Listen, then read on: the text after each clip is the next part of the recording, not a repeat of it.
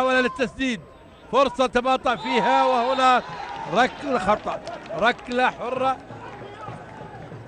تابعها يحتسبها حكم اللقاء محمد الهويش. ومن سيسدد من الاثنين؟ يلعبها يا ولد يا ولد يا لعيب، حلوة حلوة من العازمي، يتقدم النصر بالهدف الأول.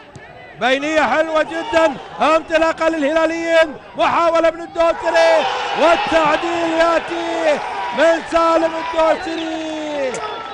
يا ولد يا لعب، لا تسلل في اللعبة السابقة، والدوسري يسجل في مرمى النصر هدف التعادل. تلعب راسية، يا ولد يا ولد يا ولد يا لعيب، شوف إعاقة للاعب الهلال،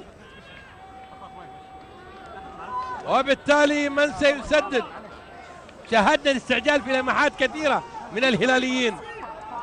رضوان الموسى يتقدم، رضوان